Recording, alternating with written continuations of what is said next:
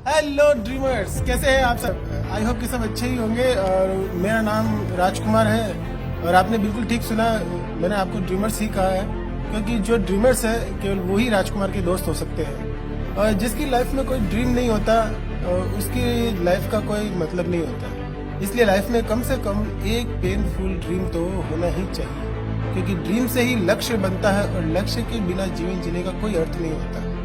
लक्ष्य के बिना जीना तो वही बात हो गई कि जैसे हम दौड़ तो रहे हैं लेकिन पहुंचना कहाँ ये हमें पता ही नहीं है। इसलिए ड्रीम हमें जिंदगी जीने का कारण देता है।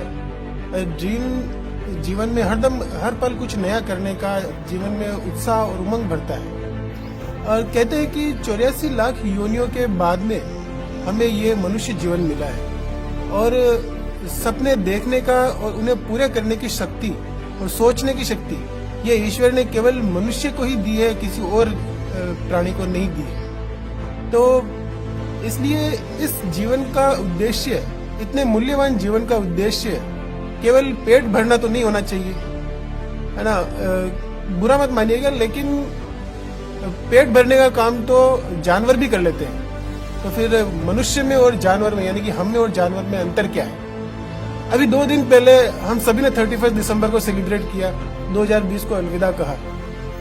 लेकिन मैं आप सबसे ये सवाल पूछना चाहता हूँ कि बीते साल में या बीते सालों में हमने अपने जीवन में कौन सी ऐसी बड़ी उपलब्धि हासिल की है? ऐसा क्या अचीवमेंट हमने हासिल किया है जिसकी वजह से हम 31 दिसंबर को सेलिब्रेट कर रहे हैं, इतना अच्छा, मतलब इसको एंजॉय कर रहे हैं। इसलिए अपने आप से ये सवाल पूछिए, और मुझे पता है कि 99% लोगों का जवाब यही होगा कि यार हमने इतने सालों में अपने जीवन में कोई ऐसी बड़ी उपलब्धि हासिल नहीं की। तो आइए आने वाले इस 2021 में हम अपने जीवन में एक संकल्प लें कि बीता साल हमारा चाहे जैसा भी गुजरा हो, लेकिन ये 2021 हम अपने ड्रीम को पूरा करने के लिए जी जान से मेहनत करेंगे।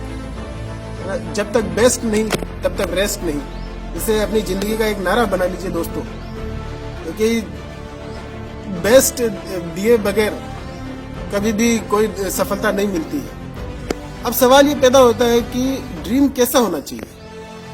तो दोस्तों जवाब है कि ड्रीम ऐसा होना चाहिए कि जिसके बारे में अगर हम सोचें तो हमारे रोंगटे खड़े हो जाए। ड्रीम वो होता है कि अगर नींद में भी अगर उसका ख्याल आ जाए तो हमारी नींद उड़ जाए। सपने वो नहीं होते जो रात को सोते समय आते हैं, बल्कि सपने वो होते हैं जो हमें सोने नहीं देते।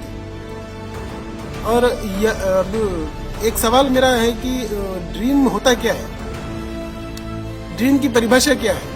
तो यहाँ पर मैं आपको बताना चाहूंगा कि हमारे गुरु श्री SP भारल सर ने ड्रीम की एक बहुत ही खूबसूरत परिभाषा दी है, जिसे बड़े ध्यान से सुनिएगा आप, कि वर्तमान में असंभव सी दिखाई देने वाली चीज के बारे में सोचना, वो है सपना। मैं एक बार फिर दोहराना चाहूंगा, वर्तमान में असंभव सी दिखाई देने वाली चीज के बारे में सोचना, वो है सपना। जैसे जॉन कैनेडी, अमेरिका के 35वें राष्ट्रपति, उन्होंने सोचा कि हम चांद पर जाएंगे और वापस आएंगे।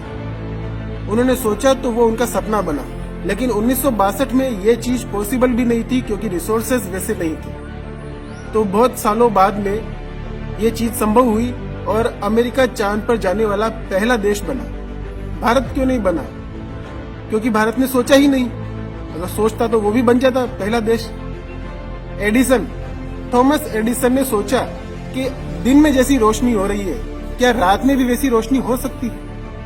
उसने सोचा तो वो उसका सपना बना, और उस सपने को पूरा करने के लिए 9,999 बार उसने असफल प्रयास किए, और 10,000वीं बार में उसने सफलता हासिल की और बल्ब का आविष्कार किया, जिसकी रोशनी में आज हम, आप और हम सब बैठे हैं। अगर वो उन असफल प्रयासों के अंदर अपने आप को हार मान करके पीछे धकेल लेता, तो आज आप और हम इस बल्ब की रोशनी में नहीं बैठे होते। इसलिए दोस्तों, सपने देखो और उनको पूरा करने के लिए जी जान से प्रयास करना बहुत जरूरी होता है।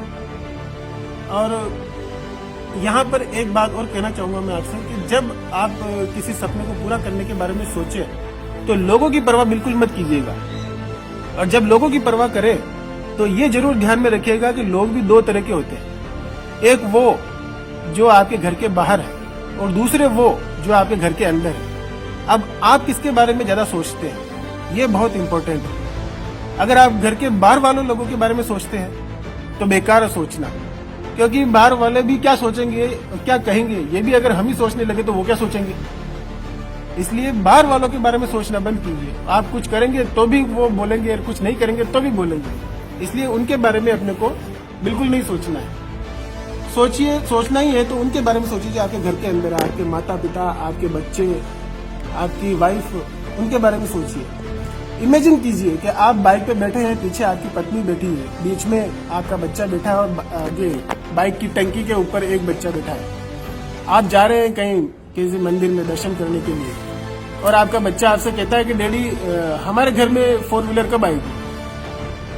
तो जवाब देने के लिए तैयार रहिएगा उस वक्त नजरें चुराने का मतलब है कि आप अपने आप से नजरें चुरा रहे हैं। बहाना वहां पे बनाना का कोई मतलब नहीं है। इसलिए उस वक्त बहाना बनाने से बचिए और अपने आप को झोंक दीजिए अपने सपने को पूरा करने के लिए। और आपके लिए सबसे ज्यादा किसकी खुशी इंपॉर्टेंट है, ये आज आपको डिसाइड करना पड़ेगा। आपके बच्चों की या आपके परिवार की खुशी ज्यादा इंपॉर्टेंट है या बाहर वालों की खुशी ज्यादा इंपॉर्टेंट है। इसलिए अपने सपने के बारे में सोचिए। और ये कोई मोटिवेशनल वीडियो नहीं है, ये मैं आपको नींद से जगाने के लिए ये बात कह रहा हूँ। इसलिए कृपया करके इसे मोटिवेशन के रूप में ना लेकर के अपने आत्म मंथन के रूप में ले कि वाकई में अगर आपको मेरी बात अच्छी लगी हो और दिल को छुई हो तो इस वीडियो को अपने दोस्तों के साथ शेयर कीजिएगा, सब्सक्राइब कीजिएगा, ताकि मैं और अच्छे, मुझे मोटिवेशन मिले, मुझे प्रेरणा मिले कि मैं और अच्छे वीडियोस बना सकूं। और एक पेनफुल ड्रीम कमेंट बॉक्स के अंदर जरूर लिखिएगा अपना कि आपका वो पेनफुल ड्रीम कौन सा है जिसे आप पूरा करना चाहते हैं। बहुत बहुत धन्यवाद आपका।